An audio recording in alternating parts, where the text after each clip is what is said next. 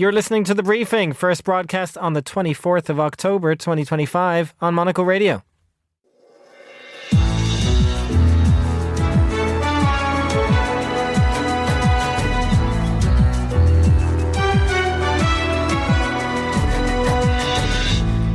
Hello and welcome to The Briefing, broadcasting live from Studio One here at Midori House in London, pulling the show back from a wonderful one in Paris yesterday.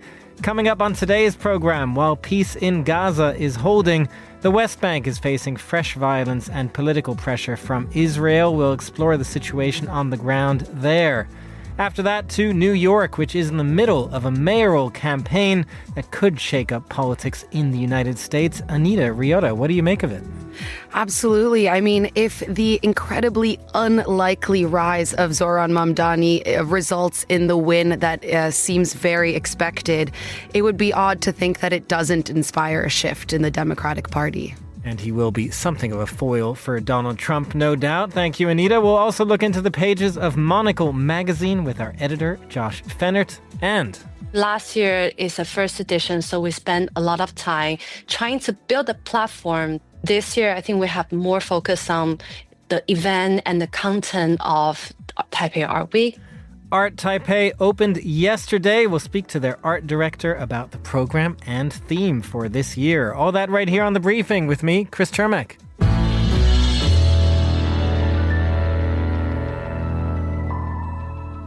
And happy Friday to all of our listeners around the world. We'll start today's show in the Middle East because while a ceasefire in Gaza has been mostly holding for the past weeks, attention has shifted to the West Bank. Far-right members of the Knesset in Israel are pushing a law that would extend Israeli law to the West Bank, something that U.S. officials, including J.D. Vance and Marco Rubio, have sharply criticized. But while the political machinations are happening in the background, we wanted to take a look today at the situation on the ground in the West Bank. And for that, we are joined by Ed Pryor, Global Media Advisor at the Norwegian Refugee Council. And Ed, you have just been to the West Bank. To start off, perhaps just paint us a picture of where you visited, what you saw.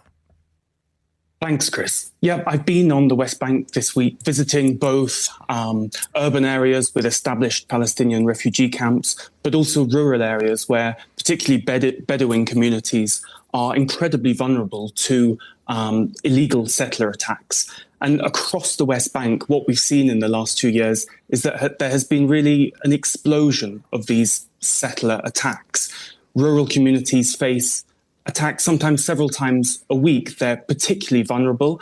The settlers who attack them are often armed, and crucially, they act with complete impunity. What we've seen in the last couple of years is that they have really felt completely free to attack Palestinian communities as and when they feel like, and really there is no justice for these Palestinian communities who are being attacked. So this week I've visited communities whose whole existence is being threatened. Their land is being stolen. In some cases, their water is being stolen. I visited one community where settlers had come at night, had burnt down their mosque, in a separate attack had destroyed their school. That community has now been abandoned. And just to kind of paint a picture, as you drive through these rural areas, often the road cuts through the valley and you look up to the edge of the ridgeline, the hills above, and you can see sometimes a few tents, sometimes a container building or a porter cabin, and those are new settlements. And the number of these new settlements has exploded in the last couple of years, and they are threatening long-standing Palestinian communities. And Ed, you focus there on the settler violence, and I want to get back to that, but also another aspect of this, which is related to the settlers certainly as well, but is just displacement on the ground. That's something we obviously talked about a lot in Gaza as the war was going on, but displacement is happening in the West Bank as well.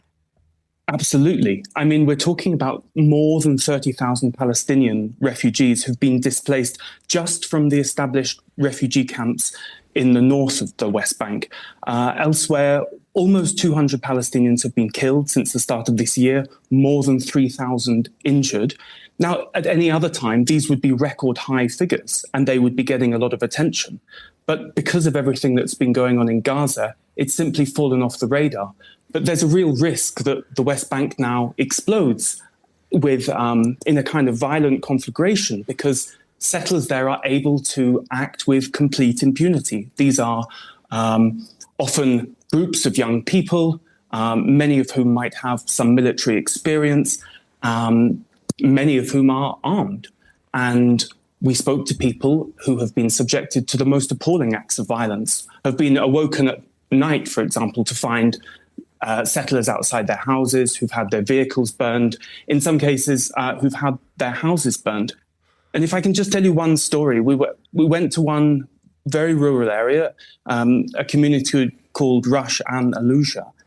And this is an agricultural community with livestock. And we spoke to a father and a young son, and they are now really being pushed off their land because the settlers have surrounded them on three sides. There are new settlements on three sides of this community. And what they've done is they have cut the water supply to the community. It's an agricultural community. Water is absolutely everything to them. And so what we at the Norwegian Refugee Council are doing, we are bringing water trucks in to keep that community viable at the moment, to stop people from having to flee that community. But it's a very temporary solution. And it's really time that the international community stands up and says, enough. It is clearly illegal what the settlers are doing. And yet they have vocal support, including from some right-wing members, extreme right-wing members, I would say, from the Israeli cabinet. And it's really time that the international community steps up, enforces international humanitarian law, and says, no, this is enough.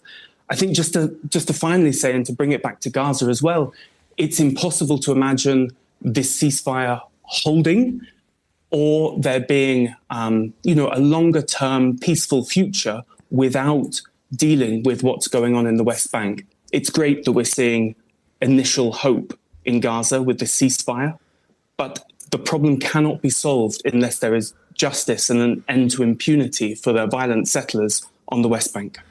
Ed, when you give examples of that, what you saw there, and when you spoke to Palestinians and the pressure that they're under from settlers cutting off water supply, as you mentioned there, I mean, how are Palestinians themselves responding to that?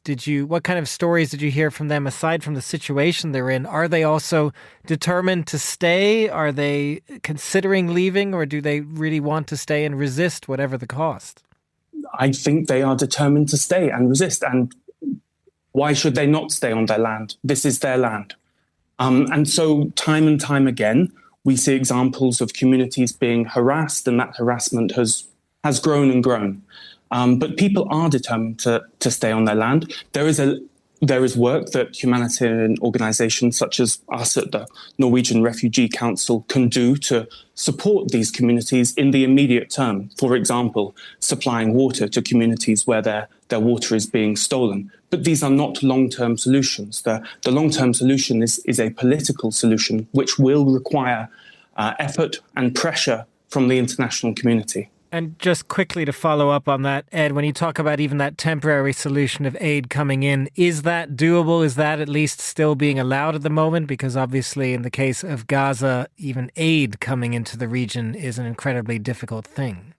Well, you raise a really important point, because there is not sufficient humanitarian access for organisations like the Norwegian Refugee Council across the West Bank. So particularly in the established Palestinian refugee camps in the north, where people have lived for several generations now, it is not possible for humanitarians to have access to really get a full picture of all the damage that has been done to those communities over the last couple of years. So no, we do not have sufficient access to reach people in need. And I would say also, we do not have the resources to reach people in need. There are more than 30,000 Palestinians who have now been displaced from those established refugee camps alone. We simply do not have the resources to meet everyone in need. I mean, just to give you one other example, we met a young family who are now trying desperately to make a home out of what is an animal shed. These are people with young children. The floor is dirt. the winter is approaching. These are not conditions that anyone would choose to raise their children in, and they have been forced into them because of these violent attacks and because the world has been distracted by Gaza. Ed Pryor, Global Media Advisor at the Norwegian Refugee Council. Thank you very much for joining us today and describing what you've been seeing in the West Bank in the Middle East. And now here's Carlotta Rebello with the day's other news headlines. Thanks, Chris. US President Donald Trump says all trade negotiations with Canada have been suspended after an Ontario-sponsored television advert featuring quotes from Ronald Reagan criticised American tariffs. Trump called the move egregious behaviour, while Canadian officials insist the clip was part of a domestic campaign unrelated to trade. Voters in Ireland are heading to the polls today to choose their next president. Left-wing independent Catherine Connolly, a former mayor of Galway who spent the past 9 years as an opposition lawmaker, leads the polls with just over 40% support. Ballots are being cast nationwide, with counting due to begin tomorrow morning. And police in France are investigating the theft of around 2,000 rare gold and silver coins, worth about 90,000 euros, from a museum dedicated to Enlightenment philosopher Denis Diderot. The break-in at the Maison de Lumière in Langres was reported shortly after a jewellery heist at the Louvre, and investigators are probing possible links between the two. Those are today's headlines. Back to you, Chris. Thanks very much, Carlotta. Now, this weekend marks the start of early voting in New York City, and while this may not be a bellwether on the Trump administration itself, because one could certainly argue New York's maybe far too left-leaning for that, but the outcome of this race could certainly usher in a new foil for the US president. Zoran Mamdani is the surprise Democratic candidate who 10 months ago was known by pretty much no one outside of the New York district he represented. He is now widely expected to win the mayoral race when it takes place on the 4th of November. And Anita Riotta is Monocle Radio's producer of the Foreign Desk and joins me now. Anita, we usually bring you on this show to talk Italian politics. You're putting your other hat on today. Yes, I'd also like to think of myself as the resident New Yorker in the office. So I'm very, very excited to talk about this race. From one New Yorker, sort of, to another. My mom, born and raised in Brooklyn. I'm just going to throw that out there as well. So we have New York connections. We love here. it. We love it. And tell us about, first of all, Mamdani. Just give us a little profile. How did he get here? Yeah, I think an interesting place to start is that he's born in Kampala, the Ugandan capital. He then moves to the U.S., I think when he's about 7 years old, and only becomes a naturalized citizen in 2018, which is really not that long ago.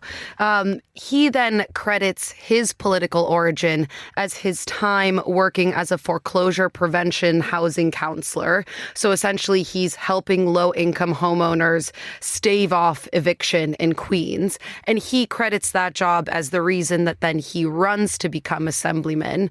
And that story does square with then his political messaging, which has been affordability, affordability, affordability, with the housing crisis in New York City essentially being at the heart of that. So that's sort of, in 2 seconds, in a nutshell. Yeah, in a very probably small nutshell, where he comes from. And how he got here is honestly nothing short of a political Cinderella story. I know that term is grossly overused, but to break down, he is now the serious frontrunner to be the mayor of the financial capital of the world, overseeing 8.5 million people. And if he is successful in that endeavor, he will have beaten out a former governor who comes from a political dynasty. You know, a lot of New Yorkers drive over Governor Mario Cuomo Bridge every day, and the current mayor, embattled as he might be. And he's done that, even though, as you said in your introduction, he's done that with having had virtually no recognition just last year. I want to bring out 2 quick data points on that, because you really have to see to believe how wild this surge has been. In February of this year, which means just 4 months before the June primary that he won by 13 points, he was polling at 1%. Governor Cuomo was polling at 33% and Eric Adams at 10%. So think about that. And then in that year, he's also broken fundraising records driven by small dollar donations. So this ascendance is really unimaginable. A Cinderella story that we'll see where this ends on the 4th November. But as you mentioned, some of the names out there that are still standing against him. That's what's interesting about this race as well, because Andrew Cuomo, a former New York governor, did not take a defeat in the primaries lying down. He's now running as an independent. He's endorsed by the current mayor, Eric Adams. Both of these people have a lot of problems with him. Eric Adams, we can get into. Andrew Cuomo had to resign as governor, sexual harassment allegations, etc., etc. And then there's also a Republican, of course, in the race. Do any of them really have a chance, do you think, at this point, of unseating Mamdani? I mean, we just discussed how unpredictable Mamdani's rise was, so I think you might be slightly loath to rule anything out entirely. But, you know, as you said, we're about to start early voting. He has a double-digit lead in the polls, Mamdani, that is. Eric Adams dropping out of the race did slightly reduce that lead, but not anything, I think, that would make the Mamdani camp sweat it too much. To be clear, he dropped out of the race and endorsed Governor Cuomo. Yes, a man that he had previously repeatedly called a snake and a liar. So I don't really think people are buying too much into this new partnership. And I really think the reason that he has carved his front-runner position so well is that it's not one of those races where the Democrats are interchangeable. It's not one of those races where you say, oh, if you voted for Mamdani but Cuomo ends up winning, you would sort of, shake hands and say, all right, let's move on with it. They are presenting two grossly different views of what the Democratic Party should stand for, what the priorities for the city are. They have gone at each other in really heated ways. So I don't think this is an either or an interchangeable situation. So I would hazard a guess that his front runnership is fairly safe. Just one other international aspect I wanted to ask you about, Anita, because there are more Jewish voters in New York than anywhere outside of Israel. And this is, of course, such an interesting topic because of how the war in Gaza has played out in the U.S., perceptions of both Israel and the Palestinians. Democrats are going to be looking at this because of the way that Mamdani has positioned himself on Gaza. What do you make of that and kind of what Democrats might take from his successes despite his views on Gaza, which in the past certainly would have been something that would have caused trouble in New York? Absolutely. I mean, it's such an interesting facet of this race. Mamdani, as I mentioned, a foreign-born Muslim man who right now is polling to get the highest percentage of the Jewish vote in New York, which, as you said, has the highest Jewish population anywhere outside of Israel. So you would have to imagine that Democratic leadership would look at this and think, is there not a smart way, the way that Zoran Mamdani is doing, to position ourselves as vehemently against anti-Semitism, but introduce a potentially harsher line on Israel that focuses on geopolitics and not necessarily on religion? Is he bringing in a coherent way to mark that difference?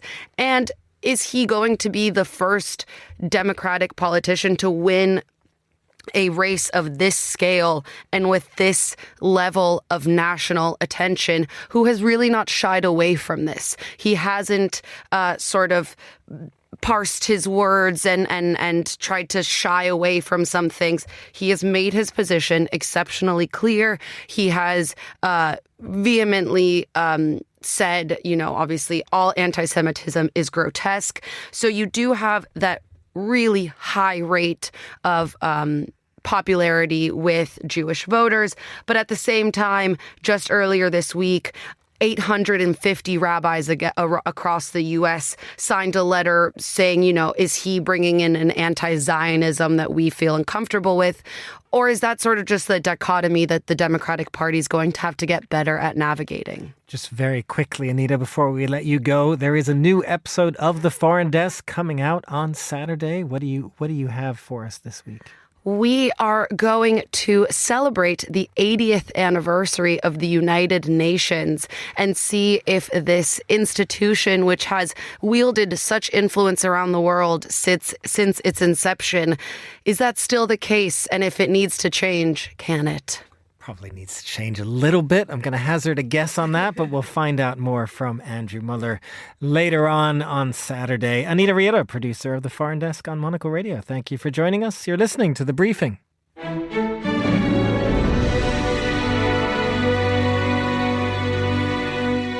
And now to Taiwan, where the 32nd edition of Art Taipei kicked off on Thursday. It is the city's biggest art fair and the region's longest running, with displays from creators across the continent and beyond. Alongside it runs the second edition of Taipei Art Week, featuring collaborations with over 70 local institutions. The events this year are centered around the theme of intersect, diversity equals togetherness. Monocle's Monica Lillis spoke to Viola Yao, art director of Art Taipei. She started by asking about the meaning behind this year's theme. So talking about Taiwan, I think now the world has a little bit understanding of what Taiwan is. And for us, we really want to emphasize on that freedom of speech and then the diversity of our culture in our society in this edition of Art Taipei. And specifically, there's actually one reason why we focus on that, because during Art Taipei, October 26th, there is, I would say, one of the biggest gay parade happening right next to the fair. So we really want to echo that and then put that accent into our fair. And then to kind of put that into our DNA, not only we have a talk that we collaborate with Some Pride Foundation, and we have talking about LGBTQ plus art in the contemporary art sense. And also we are dedicated to a film sector, inviting 3 different artists, and then we are talking about gender fluidity, and then we're talking about LGBTQ plus, and then the modern society, something like that. So we are very excited about having that in the contemporary art dialogue. Last year, we spoke to you ahead of Taipei Art Week, which runs alongside Art Taipei. It was the first edition, and I wanted to get your feedback on, do you think the event was a success, and what do you hope for this year's edition? So actually this year's second edition Taipei Art Week just kicked off last weekend, and I have to say is overwhelmingly success compared to the first edition. I mean, last year is the first edition, so we spent a lot of time trying to build a platform. Like we invited 70 galleries and almost 20 art museums in Taipei and all this foundation. So we have a pretty solid foundation of what the lists are. And this year, I think we have more focus on the event and the content of Taipei Art Week. So besides last year's program, like the forum, we also introduced the art bus and then the gallery weekend. All sort of event that we initiated for the public and for all the art lovers to participate, and not just everything online. Like last weekend, the art bus, we have 3 different routes, and it's sold out like 5 days within we publish online. And it's a bus, like we take everyone to like 6 to 7 different galleries, and also including artist studio visit. So I think overall, the start of Taipei Art Week, the second edition, is very successful. I'm really looking forward to see how it evolve throughout the week. Is there any particular highlights that you wanted to share, either from Taipei Art Week or Art Taipei, maybe our listeners who are there might want to see? Yes. So let me continue about Taipei Art Week a little bit more.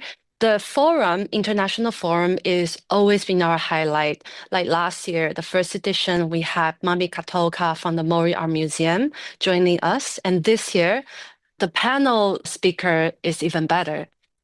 So we have invited Alexandra Monroe from the Guggenheim Museum, and then we have Pili from the Tycoon Museum in Hong Kong, and then we have Emily Pathick, the former director for the Rice Academy. So 3 of them will be talking about how they curate and how they talk about Asian art in the global society, in the global art context.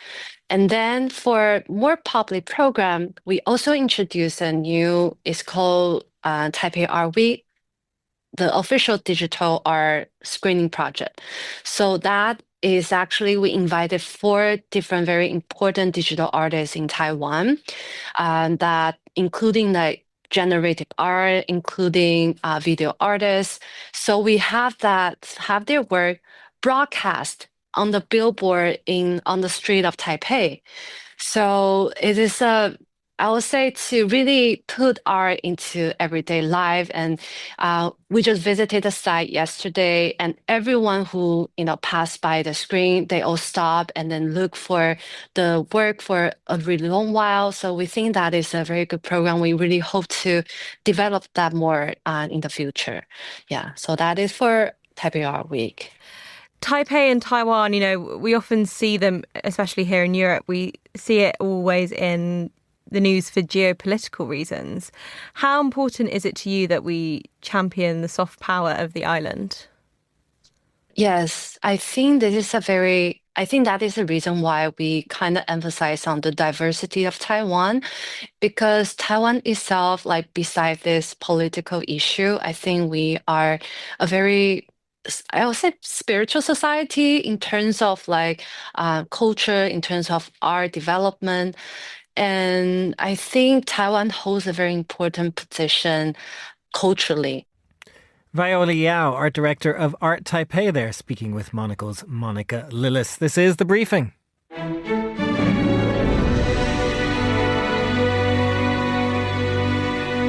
And finally, on today's show, it's time for a look into the pages of Monocle magazine's November issue, just out this week. And for that, I'm joined right here in the studio by Alexa Self, Monocle's foreign editor, and by Monocle's editor, Josh Fennert. Good afternoon to you both. Great to be here, Chris. Good to have you.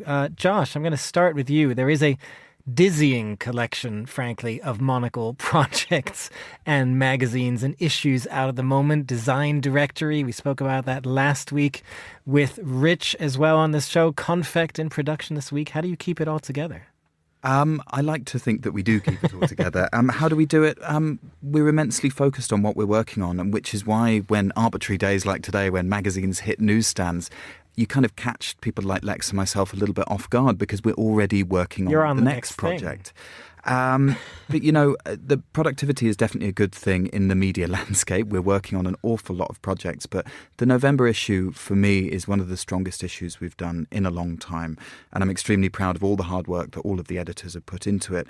And it's one of those magazines where, from the planning a month ago, from the looking at all of the different stories and how they came together, has just been really, really rich with kind of sub-themes. So there's a design directory in it, so design aficionados will get their pick of great bits of furniture, interesting industrial designers. We've got some great interviews with some Pritzker Prize winners who are dispensing with ideas that they want to get rid of, and some wisdom that they want the building industry to keep. So there's a lot in there, but also there are these amazing sub-themes of longevity, learning throughout your life, of fitness, which we unpack in a story about a great boutique gym in Brussels. But also we bring to life in a couple of more provocative features. Things like, can your city make you fit? Can the way that our mayors and build the public realm, that developers think about how we move around, can that affect our health as profoundly as the way that we spend our leisure time and our decision to subscribe to a gym? So lots to unpick throughout the issue,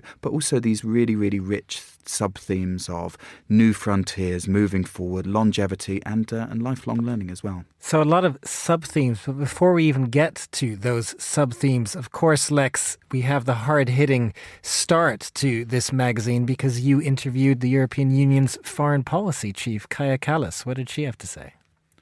She had a lot to say, and actually, it was an interesting time to speak to her because she'd just returned from the UN General Assembly in New York, at which the US president gave a blistering speech that, attacked all of America's erstwhile allies, and especially the kind of idea of multilateralism and whether or not it's still intact or works as a force for good in the world. And, obviously the UN is the kind of the highest representative of that.